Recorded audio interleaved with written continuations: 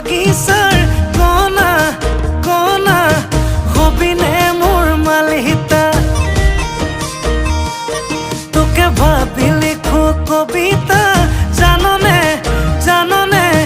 যাদৰে ঐ বিচনাত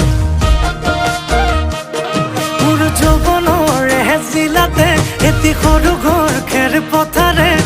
সাজিমে মই তোৰে লগতে এদেহি পাহাৰ বগাই বগাই চেনি মাই কপ ফুল নানো গৈ চেনি মাই খোপাতে দিবলৈ বুলি ঐ এদেহি ভৈয়ামতে যে পাই কত